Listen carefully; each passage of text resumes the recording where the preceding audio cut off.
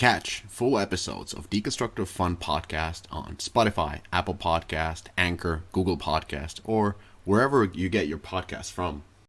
Okay, so the big news of the week is that Netflix hires Mr. Mike Verdu to run their gaming division. So we don't know a lot of details. They haven't really announced a lot, but they just had an earnings call yesterday, which kind of added a little bit of color. But let me just tell you what I think, right? So, but what we do know is that Mike is running like the game development part, similar to what he was doing at Oculus. Netflix has been making their way into this market very slowly over the last few years. They have a mobile game based on Stranger Things. They have a console and PC game that they're supposedly in development for that. Some other stuff that's going on.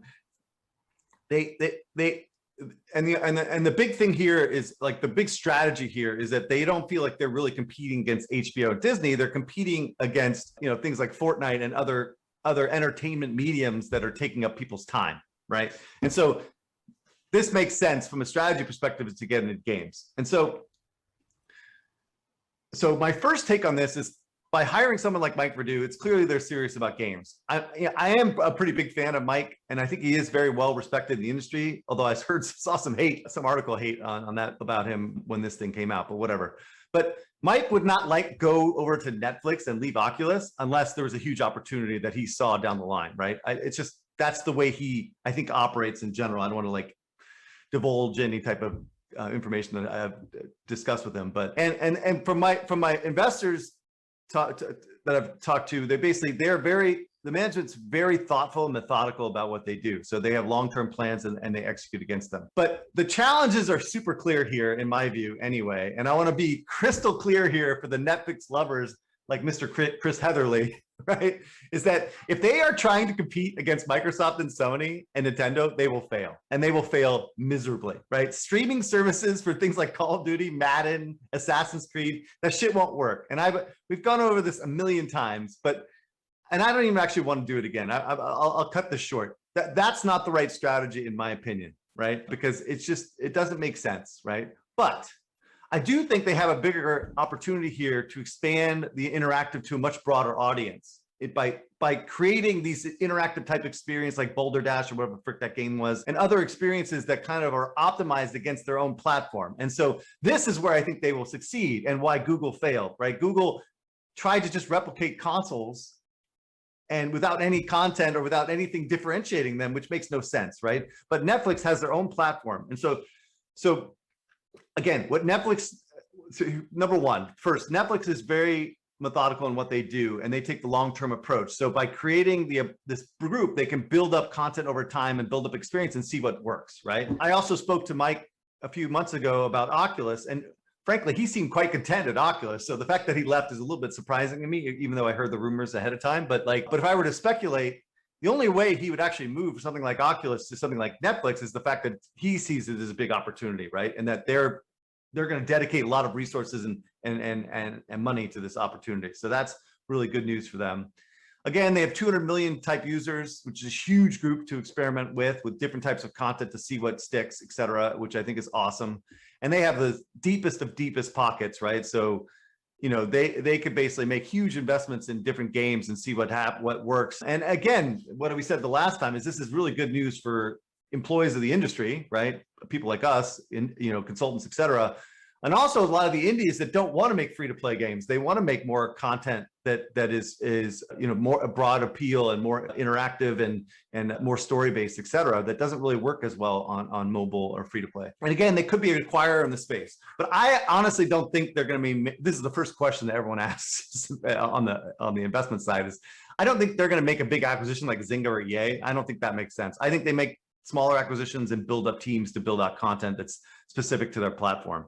And so after listening to their investor call, this is kind of my first piece of notes. They basically did not do too much information, but they basically said they're trying to expand their IP into interactive and create new IP. And they're going to start small and build over time, which is kind of what I thought they would be doing, and provide explorations into deeper experiences around the IPs that they've created, things like Stranger Things, et cetera. There are no ads, no in-game purchases. This is it's part of a free addition to their Netflix service. So No more free to play at all. I mean, of course, so far anyway. But overall, I'm super excited to see what they can accomplish, right? It seems very ambitious. It's like seems aggressive, but not crazy aggressive, like Google, like who's going to take over the world and have completely unrealistic expectations of what they could achieve. And it'll be interesting to see how this evolves. And Mike, if you need any help with strategy, you can always reach out. This is very interesting take for Eric Kress, because I remember when we went through this, Netflix type of stuff, I'm going to probably misquote you, but you said something along, who the fuck would work for Netflix? And then everybody else on this podcast was like, okay, I know. All right, so I do have to clarify. I thought I clarified that the next week, but my point then is that when people said that Netflix was getting into gaming, they assumed that they were competing against Microsoft and Sony, and that's when I was saying this is ridiculous. The bodies are on the floor right now. But this more methodical approach and creating content that is geared towards their audience as well as their platform, this is like. And creating their own content, this is gold. This is what I do support. That's what makes sense to me. Like trying to piss in Sony and Microsoft's pond makes no sense, right? And it doesn't seem what they are trying to do. And I think, we'll see what the strategy is going forward and how it evolves. Like, for instance, if they go out and acquire like Take-Two or Ubisoft in the next couple months, then I'm wrong, right? They're going fucking for broke, dude. They're going after it, right? And I don't think that's a good idea. I'll say that then. That's not a good idea, but I don't think that's what they're doing. All right, so kind of like I was reading through the quarterly reports as well, and what they were talking about is to some extent growth stalling for Netflix. They didn't have as many subscribers as they were expecting. And of course, there's streaming wars going on with the Disneys and the HBOs and the Showtimes and you name it. Everybody has their own streaming platform down to even Warhammer. They talked actually in the quarterlies, they talk about that Netflix is entering merchandising like Disney. So what I feel like them entering gaming is also this sort of a big strategic push towards growth, and that they're grown so big that they have to search for other growth avenues like gaming, like merchandising. Now, what I agree with what Eric was saying is, share for consumers' time. Of course, gaming takes a lot of the share, and they would draw the circles and they would notice that a lot of their consumers are playing games while watching Netflix, chilling, maybe Candy Crushing a little bit while watching Downton Abbey or whatever is your show. And I also agree that they have infinite resources to do whatever they want to do.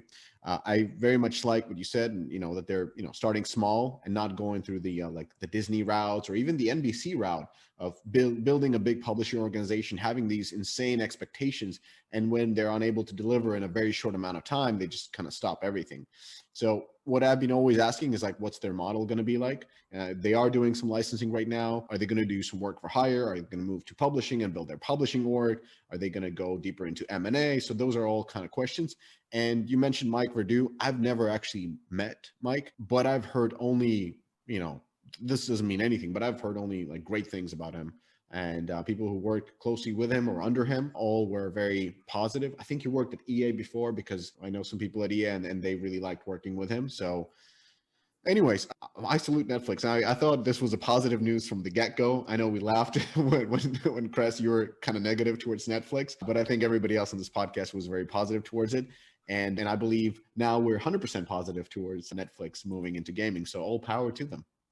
What do you think, Sufert? Yeah, I'll talk a little bit about it in my section, but yeah, I mean, I've been positive since the get go. I think it's smart. I mean, I think it's all encapsulated in an article that was published yesterday with the headline: "As domestic growth stalls, Netflix plots video game expansion."